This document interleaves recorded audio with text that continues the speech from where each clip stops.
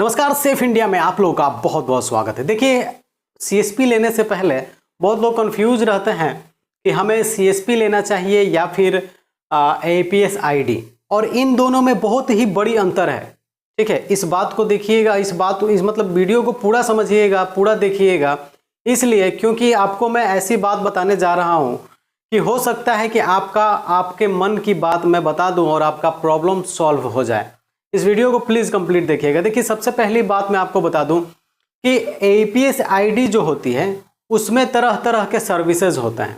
ठीक है, पैसे निकालने से लेकर के आप आधार कार्ड से केवल पैसे निकाल सकते हैं और एटीएम कार्ड से। ठीक है, अकाउंट वगैरह उसमें खोलने का ऑप्शन नहीं होता है। लेकिन अगर सीएसपी, किसी भी सरकारी बैंक या प्राइवेट बैंक का सीएसपी आप लेते हैं तो उसमें अकाउंट भी ओपनिंग करने का आपको सर्विसेज दी जाती हैं।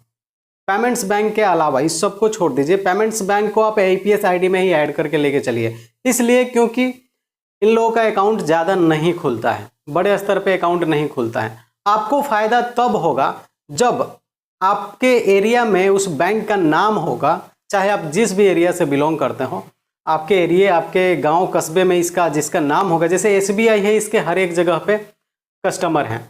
बैंक ऑफ बड़ौदा है, इस पे भी लोग भरोसा करते हैं। उसके बाद से bank of India, central bank of India, union bank of India, Allahabad bank, ये सब जितनी भी सारी बैंकें हैं, लोग इस सब पे भरोसा करते हैं, चाहे वो आईसीआईसीआई हो जाए, एचडीएफसी वगैरह हो जाए। तो इसमें आपको कमीशन तो मिलता ही है, पर ट्रांजैक्शन पे कमीशन तो मिलता ही है, और ऊपर से आपको मंथली कमीशन भी मिलता है। मंथली कमीशन क्या होता है मैं आपको बता देता हूँ। आप किसी भी व्यक्ति का आप खाता खोलते हैं, वो अपने खाते में अगर बैलेंस मेंटेन करके रखता है, कुछ ना कुछ तो रखेगा, 2-4-5 हज़ार रुपया रखेगा, तो उसको तो मतलब वो इंटरेस्ट तो मिलवे ही करेगा। आपको भी मिलेगा, आपको भी कमीशन मिलेगा, वो भी महीने के किसी फिक्स डेट को ये कमीशन उसमें आता है। लेकिन सीएसपी आईडी में ऐसा नहीं, ये एईपीएस आईडी में एईपीएस कंपनियां ऐसे नहीं करती। केवल ये जो है लोग, ये केवल सीएसपी मतलब रिटेलर आईडी प्रोवाइड करेंगी, और उसके वो जो अपना 3,000 पे 10 रुपया या 1,000 पे 2 रुपया ऐसे करके जो कमीशन देती हैं, उसी में आपको गुजारा करना होता है। अदरवाइज वो सब ट्रेन टिकट वगैरह करने का, पैन कार्ड वगैरह बनाने का, वो सब ऑप्शन देते हैं। लेकिन बैंक सीएसपी में आपको ये सब ऑप्शन नहीं मिलता है। आपको खाता खोलने का ऑप्शन मिलता है, और खाता में अगर कस्टमर पैसे रखता है तो कमीशन मिलता है। अब आप सोचिएगा कि हम कितना पैसा, मतलब कितना खाता खोल देंगे तो हमको मंथली कमीशन मिलने लगेगा।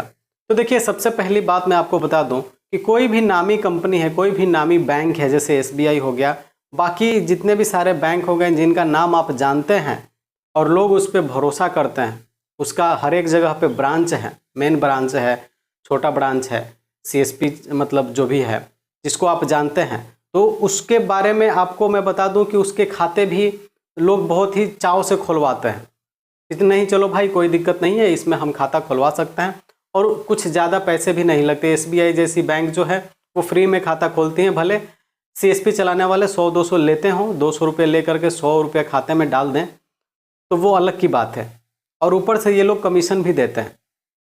एसबीआई जैसा भी बैंक कमीशन देता है।